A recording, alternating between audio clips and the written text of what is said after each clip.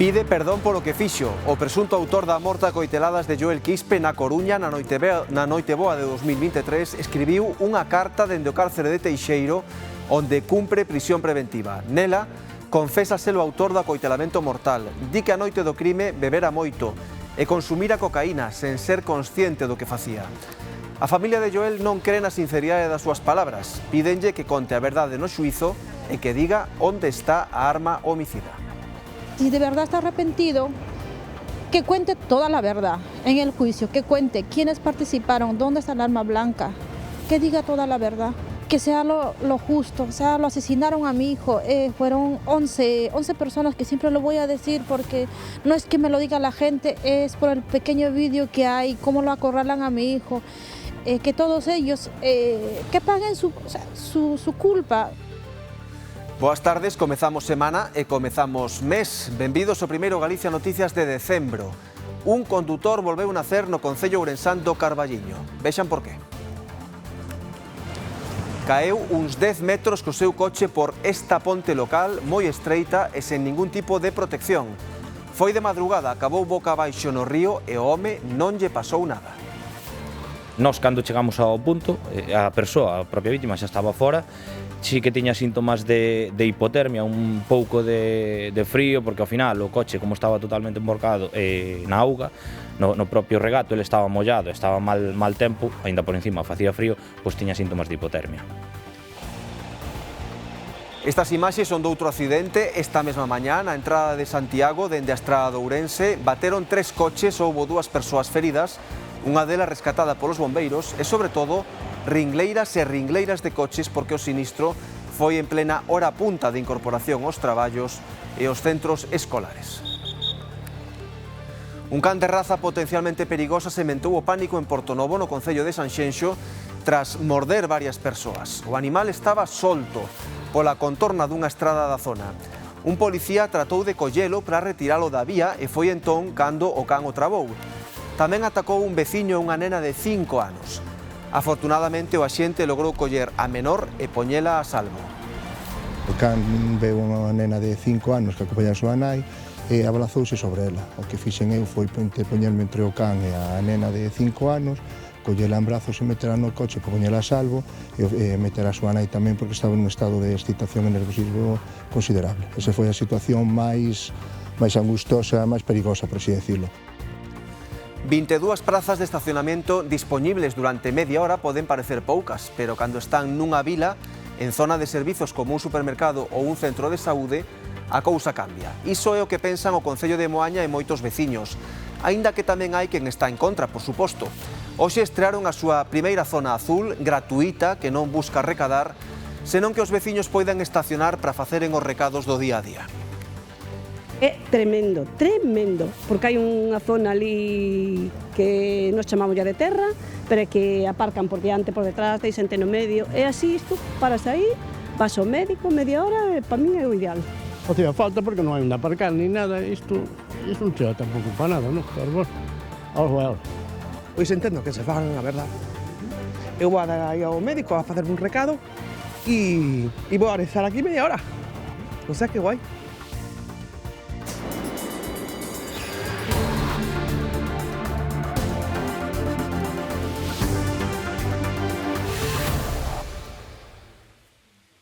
Arrepentido e avergoñado, así di estar a través dunha carta escrita dende o cárcere de Teixeiro, o presunto autor das coiteladas que acabaron coa vida de Joel Quispe a madrugada do 24 de decembro de 2023 na Coruña. Esa mañá falamos coa nai da vítima e di que non o cree, pero pídelle que no xuízo conte toda a verdade, quen participaron na pelexa e onde está a arma. É a carta escrita polo acusado do crime de Joel Quispe o pasado 23 de outubro, onde confesa ser o autor do acoitelamento mortal. Di estar profundamente arrepentido e avergoñado polo delito cometido nunha noite na que consumira moito alcohol e cocaína e na que non sabía o que facía. E engade que non era consciente da gravidade das feridas. A nai de Joel conta que non tivo forzas para lela e di que non o cree. Yo no lo leí porque a la poco que me leyó mi abogado, le dije que no me leía porque me está haciendo daño escuchar su palabra porque yo no la creo. No la creo que está arrepentido, no. Eso me manda para hacerme daño a mí. y justas estas fechas. Es una estrategia para que bajen la pena. Pero yo no estoy de acuerdo con eso. Ela sí que o perdoa, non quere ter máis rencor encima, pero o que pide ela é que se conte toda a verdade. A Fiscalía pediu inicialmente unha pena de 14 anos de cadea para o investigado por un delito de homicidio, porén a acusación particular sempre cualificou os feitos como un asasinato e eleva esa pena aos 25 anos de prisión. Asesinaron a mi hijo, fueron 11 personas, que siempre lo voy a decir porque no es que me lo diga la gente, es por el pequeño vídeo que hay, cómo lo acorralan a mi hijo, que todos ellos que paguen su culpa. Te fala de conformidade co Ministerio Fiscal. A conformidade tal cual está redactada a Lei de Enxuiciamento Criminal tense que facer que a acusación que realiza a pena máis grave. Si de verdad está arrepentido, que cuente toda la verdad en el juicio, que cuente quiénes participaron, dónde está el arma blanca, que diga toda la verdad. A máis, na misiva, o acusado solicita un número de conta para comezar a pagar a responsabilidade civil. Marisa xa ten dito desde o principio, isto non o fai por cartos, isto fai non por saber o que realmente lle pasou a Joel esa noite. O crime de Joel Quispe, o mozo de 22 anos que foi acoitelado mortalmente cando regresaba a casa tras unha noite de festa, vai cumprir a madrugada do próximo 24 de decembro 2 anos. Un suceso que segue moi vivo na mente dos seus familiares e tamén dos coruñeses. E mostra diso témolo aquí, neste mesmo lugar dos feitos, onde desde entón non faltan as candeas, as súas fotografías, flores e tamén mensaxes reclamando xustiza para Joel. O pasado mes de setembro, o xulgado decretou a apertura de xuízo oral para 3 mozos por asasinato pola súa presunta vinculación cos feitos en distinto grao. Está previsto que a vista se celebre no segundo semestre do 2026.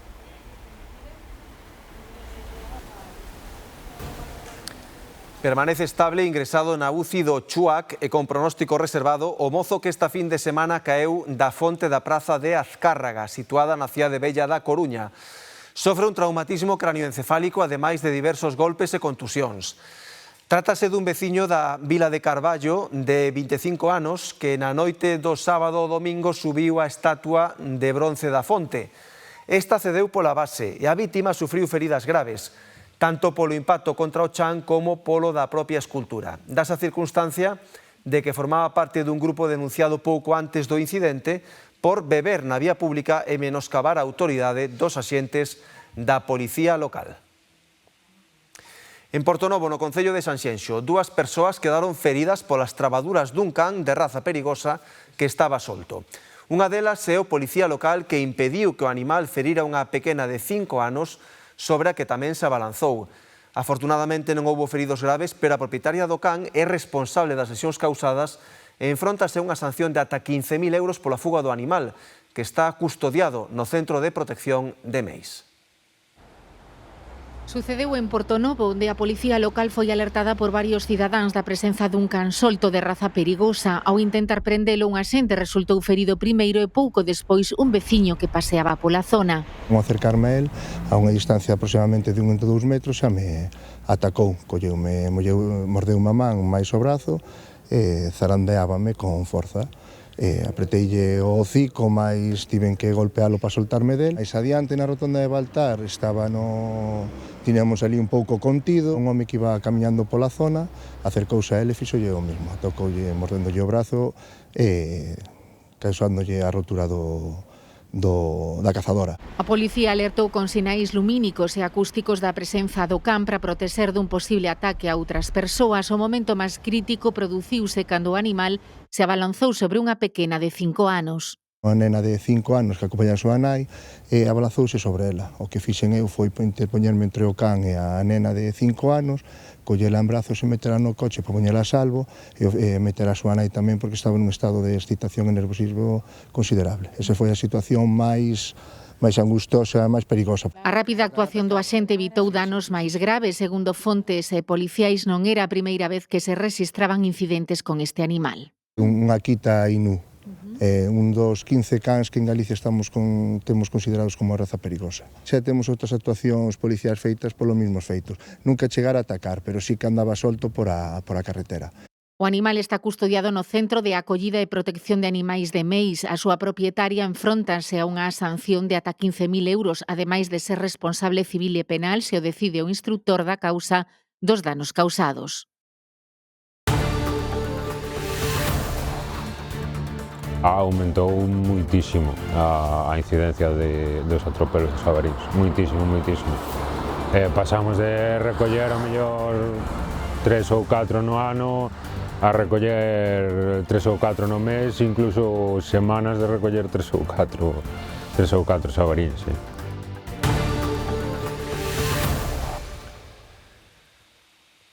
A Garda Civil sorprendeu en Outeiro de Rei 2 condutores que circulaban a máis de 200 km/h nunha carreira ilegal na A6. Tras un rastrexo rutineiro en redes sociais, Tráfico detectou a quedada e ante a sospeita de que ian realizar esas competicións as que lles chaman lanzadas, montaron o dispositivo de control e vixilancia. Os 2 infractores foron interceptados na entrada do polígono industrial do Ceao. Tamén denunciaron un vehículo que levaba luces vermellas e azuis simulando un vehículo policial. Un accidente múltiple deixou 2 feridos, un deles grave, esta mañá na rotonda de Santa Lucía, en Santiago. O sinistro causou retencións importantes. Neste estado quedou o vehículo de alta gama que presuntamente iniciou o accidente producido contra as 7 desta mañá na rotonda de Santa Lucía, situada no quilómetro 337 da Nacional 525. A súa entrada na glorieta, o turismo chocou con outros 2 automóviles antes de impactar e levar por diante o muro de contención, quedando emborcado dun costado no interior da rotonda. Tras recibir o aviso por parte dun particular, desplazáronse até o lugar axentes da Garda Civil, os servizos de urxencias sanitarias, a Policía Local de Santiago e o Servizo de Bombeiros da localidade. Foron estes últimos os encargados de liberar o condutor do vehículo accidentado, que resultou ferido grave e foi trasladado ao Complexo Hospitalario Universitario de Santiago xunto á condutora dun dos outros automóviles implicados. Atopamos unha persona dentro do vehículo que estaba totalmente atrapada. Fixemos tamén un recoñecemento do entorno, onde nos atopamos que levouse totalmente o muro de contención da propia rotonda. Foron 2 vehículos máis os que o propio vehículo levouse por diante, debido ademais ás características do vehículo en cuestión, que era un vehículo de alta gama con bastante consistencia, o cual tamén levounos a nos a ter que levar a cabo as labores de escarcelación, que nese sentido, pues, bueno, tamén foron un pouco costosas debido un pouco á robustez do propio vehículo. Tras a intervención dos bombeiros, procedeuse á retirada do vehículo mediante un guindastre e a rehabilitación paulatina do tráfico, que sufriu desvíos e fortes retencións ao producirse o sinistro no punto de acceso á AP9 dende Nacional 525. Víronse especialmente afectadas a AC 841, vía de acceso a Santiago de Endeteo, e o acceso á autopista de Ourense. No Carballiño, un condutor logrou saír ileso despois de emborcar co seu vehículo no río Marañao. Precipitouse dende unha ponte moi estreita, onde non existe ademais ningún tipo de protección, Iria. Si o home circulaba de madrugada por esta perigosa ponte cando, por un despiste, acabou precipitándose ao río dende 10 metros de altura. Quedou co capó sumerxido na auga, pero milagrosamente o condutor logrou saír polo seu propio pé e ileso deste espectacular accidente. Á vista das imaxes, custa crer que o home que conducía este coche poida contalo. Pero así é, sobreviviu despois de emborcar dende 10 metros de altura nas frías augas do río Marañao, no Carballiño. Nós, cando chegamos ao punto, a persoa, a propia vítima, xa estaba fora, sí que tiña síntomas de hipotermia, un pouco de frío, porque ao final o coche, como estaba totalmente emborcado na auga, no propio regato, ele estaba mollado, estaba mal tempo, aínda por encima facía frío, pois tiña síntomas de hipotermia.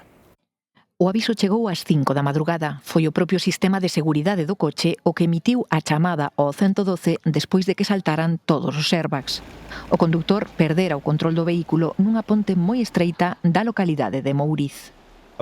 Sí que é unha zona que é moi estreita, a carretera está bastante sucia, e a zona por onde se precipitou pois é unha zona que nos seus marxes non ten ninguna barreira de seguridade ni nada. Entonces, bueno, o río atopábase pois a uns 10-15 metros de profundidade, é dicir, de fondo dentro da ponte, e o que pasou foi que se precipitou para baixo por, parece ser un despiste. O vehículo quedou somerxido boca abaixo. Por sorte, o río non levaba moita auga e o condutor logrou escapar a tempo. Sí, é unha das hipótesis, non? Se o río chega a ir alto, con ese volco total, se non dá saído rápido do coche ou non queda nunha marxe do río, pois podía quedar totalmente sumerxido ese coche. O sinistro pon de manifesto a perigosidade desta ponte, estreita, sen barreiras nin sinais de perigo, na que un pequeno descoido pode ser fatal.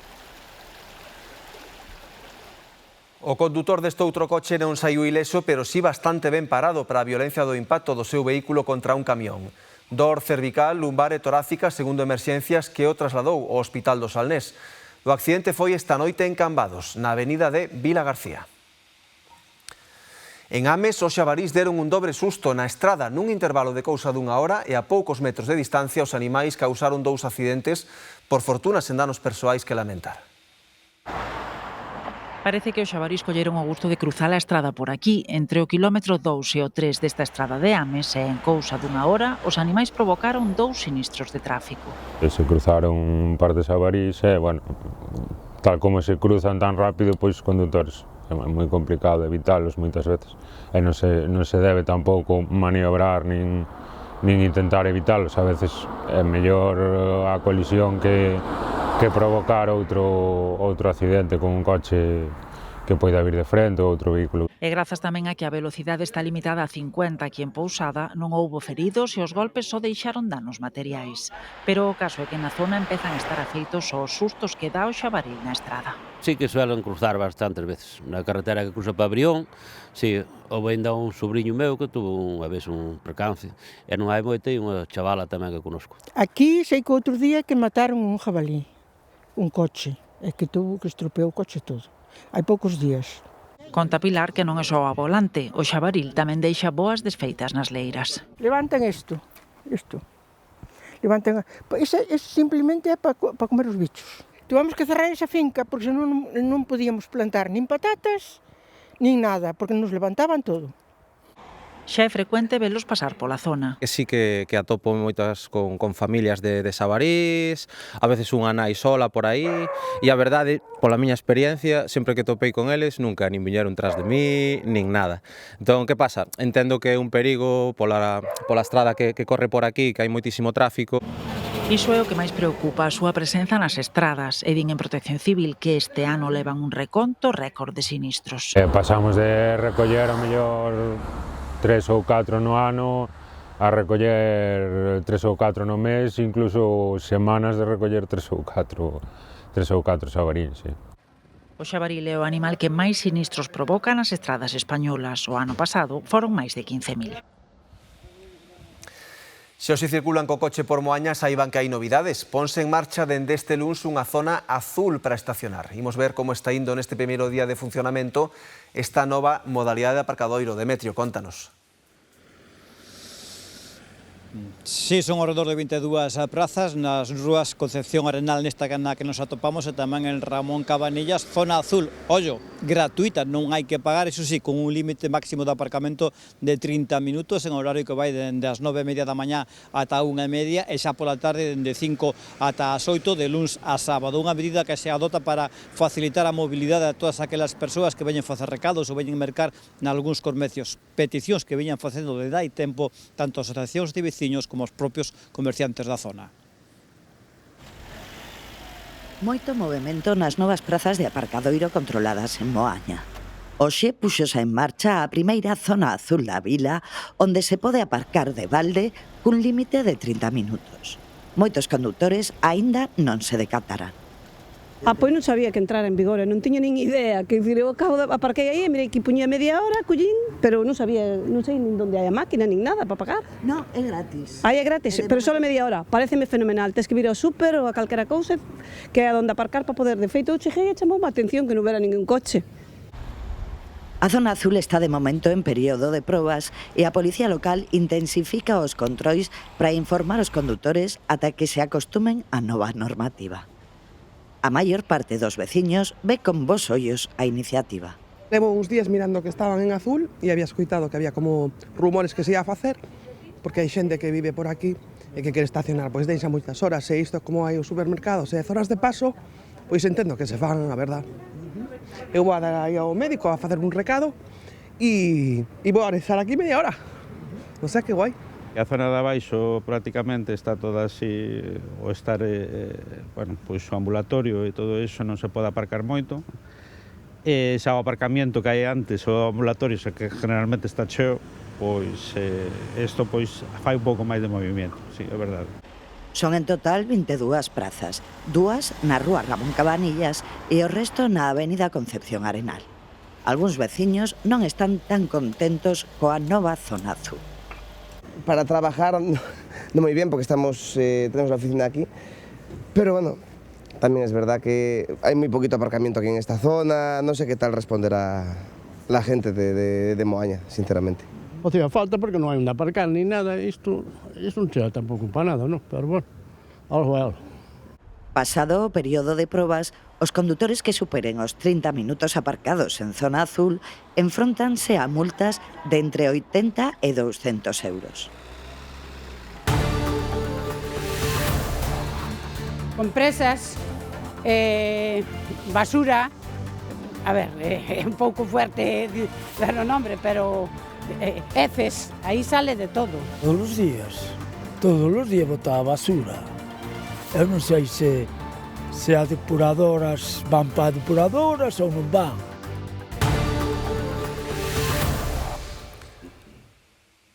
Son imaxes dun operativo contra o furtivismo desenvolvido pola Garda Civil en Camariñas. Unha embarcación coas luces apagadas achégase ao peirao onde agarda outra persoa. Acto seguido, fondean 2 sacos na auga. Os axentes que estaban a realizar vigilancia nocturna viron estes movementos, descubriron que había case 75 kilos de centola ilegal nos sacos.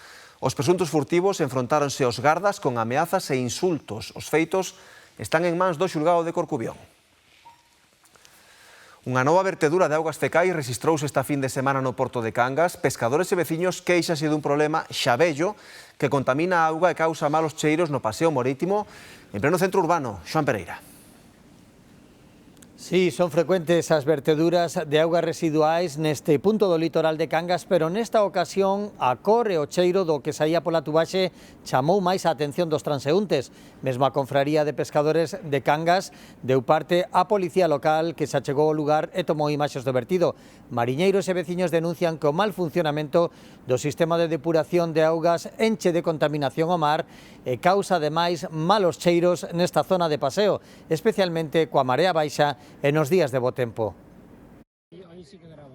As imaxes gravadas cun móvil no punto onde a tubaxe de saneamento verte directamente no mar dan idea do que, aseguran os veciños, sae sen ningún tipo de filtro medio natural.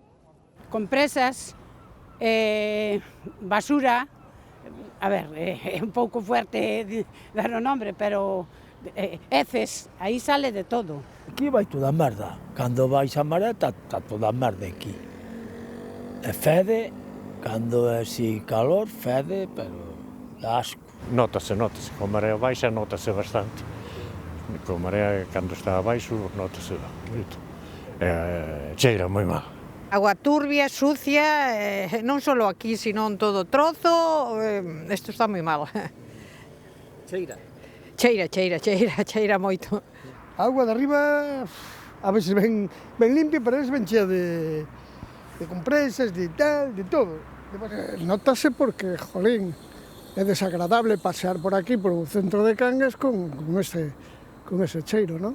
A Confraría de Pescadores denunciou o feito ante a policía local que lle deu traslado á empresa concesionaria para que tome medidas. Este punto de vertedura está moi preto da zona marisqueira da Praia do Sinal, o que aumenta a preocupación por un evidente problema de saúde pública. Eu sei que están aí continuamente vertendo comida pos musos e as rabalizas. As mulleres a pé veñen a mariscar. E quen come ese marisco, madre mía? Ou morremos ou non sei. Xa leva moitos anos, sí. Cantidad de anos leva isto aquí.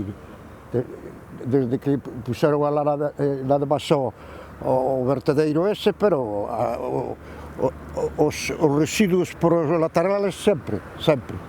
Todas as administracións teñen competencia na solución dun problema que afecta a boa parte do litoral.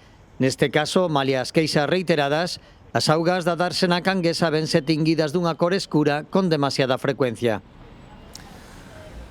O equipo do GES de Muiños e as motobombas do Concello de Calvos de Randín extinguiron un incendio que se orixinou nun alpendre que estaba cheo de leña seca. Ocorreu na aldea de Pintas. José está moi desgustado porque ao pouco de marchar para a súa casa avisárono de que estaban a arder unhas naves da súa propiedade na aldea de Pintás. Eran as 9 ou 9 e pico, dixen, bueno, vamos a ir para casa. E collín e cerrei os tiros e tal, e vime, e ainda quedaron ali 2 rachas ainda na estufa. Unha estufa destas de leña que ten un forno e todo. Non vi peligro ningún, de feito, levo facendo un montón de anos, nunca tuve en eso. E sospeita que foi unha muxica da cociña de leña a que puido iniciar o incendio. E sospechamos que a mellor algo que saliu por o tiro, que é unha leña. A leña como estaba seca, xa tiña 2 anos, era unha leña bastante boa, bastante seca, de troncos, estaba rachada e dixeron unha feisquiña ou que felle e prendeuche. E xo que che pudo pasar, porque a estufa chegamos e ainda estaba encendida e a porta cerrada e estaba todo funcionando. Ao final foi un alpendre, pero grazas á intervención do GES de Muiños e as motobombas do Concello de Calvos de Randín, as lapas non chegaron ao resto das naves. O alcalde trouxe as motobombas, foi o que salvou. Despois veio o 112 xa a última hora e foi o que rematou o papeleto. E despois ainda os quedei eu toda a noite, desde a 1 que eles marcharon, ca manguera do pozo, hasta as 9 da mañá. Acabando ainda, porque volvía a reabrir, volvía outra vez. E que tiña dentro? Pois tiña leña. Era un galpón onde guardaba a leña para usar, vamos. Era o que había, non había outra cousa. E era o que tiñamos ali. Bueno, tiña ali un compresor e unha máquina de estar de soldar e carderon tamén, claro. Había 2 meses que lle puxeron techo novo, desto de, como se chama, de chapa sandwich, e foi todo po carallo. Imagínate, o traballo que eu levei para facelo. O carón do alpendre incendiado tiña outras naves que foron unha explotación gandeira de ovellas, pero agora só tiña 2 ovellas e 2 cans que puideron escapar do lume. A Garda Civil investiga un novo roubo de cobre na liña telefónica de Guitiriz. O destino do material subtraído é o mercado negro. Volveron roubar o cobre da liña telefónica no concello chairego de Guitiriz. Desta volta sucedeu na avenida Poeta Díaz Castro, aquí no centro da vila, coa saída cara a autovía A6. O sucedido apenas repercutiu no servizo, posto que xa estaba operativa a nova condución de fibra óptica. Nosotros non notamos nada. E eu vivo aí e non notei nada.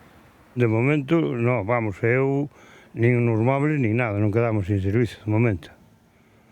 Eu do que sepa. Este novo roubo vense sumar aos registrados nos últimos anos.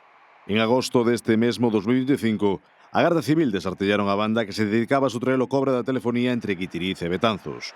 Foran detidas 3 persoas que presuntamente levaran material por valor dun 60.000 euros. Levaron desde aquí, desde Guitiriz, hasta os Villares. E levaron 2 veces. Foron 2 días seguidos, pero despois non sei máis nada. E de momento o teléfono daquela non faltou. Xa estaba a fibra óptica xa instalada, entonces non... Ese cable xa estaba anulado. O fío que se curtiu o cable de cobre ainda quedou aí. Está aí, todos os Villares. Eso non é aquí en Guitiriz solo que está na orden do día. Por aí do cable e de outras cousas. A Garda Civil investiga agora este novo roubo de cobre. Cun prezo de ata 10.000 euros a tonelada, a súa fin é a venda no mercado negro noutros países. Hoxe comeza o inverno climatolóxico e faino con frío, temperaturas baixas que nos van a acompañar durante este mes de decembro e que a máis deixarán precipitacións nos vindeiros días, así que boten mando paraguas e 2 abrigos que nos van facer boa falta. Damos a benvida hoxe ao inverno climatolóxico e deixamos atrás un mes de novembro moi húmido debido á borrasca Claudia e ás diferentes frontes asociadas que deixaron importantes precipitacións.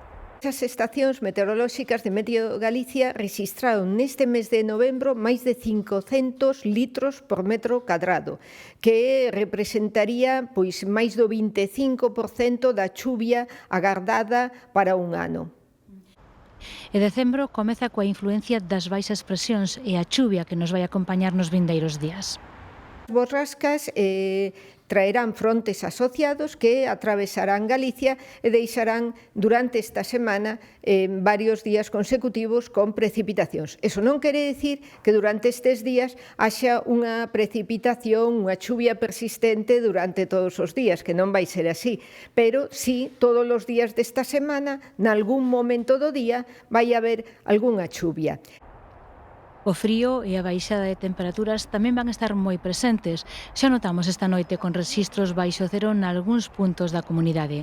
De feito, nas zonas altas agárdase que a entrada de masas de aire frío deixe neve, así que estes días toca abrigarse e botar man do paraugas neste inicio dun dos meses máis fríos do ano e con máis precipitacións. A digitalización case acabou coa tradición de enviar por correo postais para felicitar o Nadal e case todos empregamos xa redes sociais ou WhatsApp para facelo. Porén, hai unha repunta na venda de tarxetas de Nadal e nas papelerías. Aseguran que moitas persoas seguen a apostar polo papel, máis auténtico e persoal. A variedade de postais no mercado é tan ampla como o perfil dos seus compradores. Visitamos algunhas papelerías para saber se a digitalización rematou ou non co costume de enviar postais para felicitar o Nadal. Pues fíjate, este año nos sorprendimos que nos quedamos sin stock en cuestión de una semana, sobre todo con las tarjetas 3D, las que son un poquito más especiales. Con la tienda online también se nota que están pidiendo muchísimo postal navideña, así que se nota que se está volviendo a retomar esta costumbre navideña. Pode ser que moitas non cheguen á caixa do correo e só acompañen agasallos ou decoren as nosas casas, porén hai persoas que non renuncian ao encanto do papel para felicitar. Pienso que no tenemos que olvidarnos de escribir algún postal, algunas cosas, porque con todo este rollo digital estamos perdiendo la forma de un contacto y de una cosa más natural y con alma, eso es. Algo más personalizado que el teléfono, que ya la gente está un poco cansada. El papel, el cariño, el dedicar el tiempo a buscar algo para la persona que en esas fechas quiere recordar. No mercado hai máis variedade que nunca, tanta como a perfis de compradores. Gente joven hasta pues señores mayores que se sorprendieron incluso viendo pues eso, las escenas del nacimiento de Jesús en 3D, que esas volaron, se agotaron en 2 días. Primero era gente mayor la que venía a comprar por tradición y demás, pero cada vez hay gente más joven. En 3D, con un diseño clásico, un diseño más divertido, un diseño incluso más japonés, hay un poco de todo. Unas más especiales, por ejemplo, las que combinaron pues Papá Noel con Japón, que también se vende muy bien, y que te ofrece desde el nacimiento con el niño Jesús o la visitación de los Reyes Magos hasta Papá Noel o un árbol con gatos colgando, es decir, hay un poquito de todo, que se mezcla actualidad con tradición y eso incluso vende mejor. Es una postal que te apetece tenerla pues colgada en la pared o apoyada en la mesa o en la estantería. Quen sabe, quizáis este ano teñamos a sorte de abrir a caixa do correo e xunto aos recibos e facturas habituais sentir de novo a emoción de atopar unha postal de Nadal. Os balnearios galegos están xa confirmando reservas para as datas do Nadal. Cada vez son máis os que elixen esta alternativa para fuxir do estrés das festas e regresar á rutina coas baterías cargadas. Moitos balnearios ofrecen, ademais, menús especiais para as datas máis sinaladas. As luces do Nadal iluminan xa o balneario ourensán de Laias, que empeza a confirmar reservas para esas datas. Participan tamén no programa de termalismo de Nadal, dirixido a aquelas persoas que non queren pasar soas as festas. Podan vir ao balneario a disfrutar de todo, dos tratamentos, da gastronomía e tamén da convivencia con outras persoas. Desde que abriu ao público hai case 25 anos, a demanda ten ido a máis no período de Nadal, sobre todo familias que aproveitan as vacacións escolares e parellas que escapan do bulicio das cidades. Unha opción moi guai, aparte, fuxir da cidade, así nun entorno tan bonito como este. É unha suerte poder disfrutar así uns días de non facer outra cousa máis que cuidarse. Para as datas máis sinaladas complementan a oferta con menús especiais. Todos os anos son datas onde hai unha importante afluencia de público e de clientes, sobre todo nas gastronómicas, que son eminentemente gastronómicas, como os bufetes especiais do Nadal, de Aninovo e Reis. A clientela destas datas varía con respecto a outras épocas do ano, como constatan no balneario de Partovia. Busca máis o ocio que a terapia en sí. Un cliente, despois de voltar de pasar 2 ou 3 días nun balneario, volta super relaxado. Vale, non ocorre o mesmo a veces cando vamos de ponte a unha gran cidade ou outros destinos que parece que chegamos máis cansados. Confírmanolo as súas clientas durante unha pausa da clase de yoga termal. Aquí quedan todas as nosas tensións, as nosas preocupacións e saímos daqui cheos de vida. Non estaría masificada como cando te vas á playa ou te vas de turismo a Italia ou por aí que vai todo o mundo. E sales, vamos, reforzado logo para a volta de vacacións. Tamén serven, conclúen, como programa de desintoxicación ante os habituais excesos do Nadal.